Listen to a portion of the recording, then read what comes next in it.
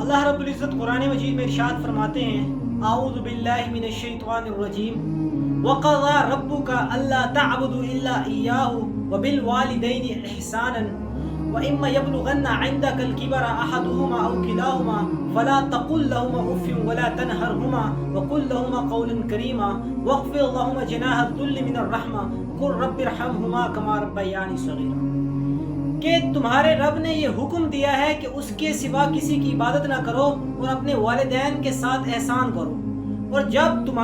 تمہاری زندگی کے اندر ان دونوں میں سے یہ دونوں یا کوئی ایک بڑھاپے کو پہنچ جائے تو انہیں اف تک یعنی ہوں بھی نہ کہو اور نہ انہیں جھڑکو، اور ان کے ساتھ شفقت سے کلام کرو، شفقت سے بات کرو، اور جب ولا تنہروا وقل لهما قولا واخفض لهما جناح الذل اور ان کے سامنے عاجزی سے جھک جاؤ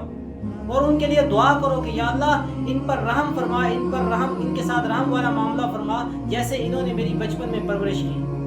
یہ قرآن مجید کی سورہ بنی اسرائیل میں والدین کے حقوق بیان کیے گئے ہیں کہ جب وہ جہاں پر بھی اللہ رب العزت نے قرآن مجید کے اندر نماز کا ذکر کیا ہے اس کے ساتھ زکوٰۃ کا، اقیموا الصلاۃ وآتوا الزکاۃ، یہ دونوں جوڑے بنائے اللہ نے، پیئرز بنائے ہیں۔ اسی طرح جہاں پر اللہ نے اپنی توحید کا ذکر کیا ہے کہ میرے ساتھ کسی کو شریک نہ ٹھہراؤ، مجھے ہی میری ہی توحید کے قائل ہو جاؤ، وہیں پر اللہ رب العزت نے والدین کا ذکر کیا ہے۔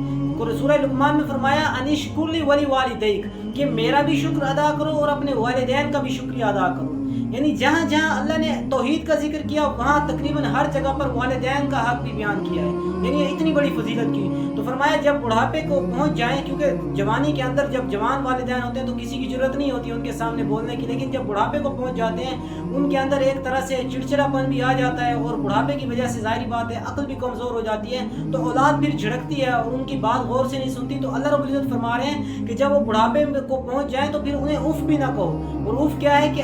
حضرت سیدنا علی المرتضیٰ فرماتے ہیں کہ اگر اف یعنی منہ سے بھی کسی کم درجے کا کوئی حرف یا کوئی لفظ ہوتا تو اللہ رب العزت وہ بھی فرما دیتے کہ یہ نہ کہو، لیکن اس سے نیچے کا کچھ ہے ہی نہیں، یعنی ان کے ساتھ بے رخی نہ اختیار کرو، ان کے ساتھ روکھا پن اختیار نہ کرو، کٹلی ان کے ساتھ بات نہ کرو۔ تو پھر فرمایا کہ ان کے سامنے اپنے آپ کو بچھا دو اور ان کے نہ انہیں جھڑکو کہ اگر کوئی آپ سے بات کرتے ہیں یا کسی طرح سے کوئی ایسا کام کرتے ہیں جو آپ کو پسند نہیں ہے، جیسے عمر کے تقاضا ہو جاتا ہے تو اس کی اجازت نہیں ہے آپ کو۔ تو فرمایا صرف یہ نہیں ہے بلکہ ان کے لیے دعا بھی کرو کہ یا اللہ جیسے انہوں نے ہماری بچپن میں پرورش کی ان پر یا اللہ رحم فرما، کہ ہم کتنے کمزور تھے، کتنے ناچار تھے، جب بیمار ہوتے تھے ہمیں ڈاکٹروں کے پاس لے کر جاتے تھے، ہماری جان نکلنے والی ہوتی تھی، ہماری حالت اتنی نازک ہو جاتی تھی، لیکن یہ ہمیں پھر بھی اپنے دن رات گرمی سردی ہماری حفاظت کرتے تھے۔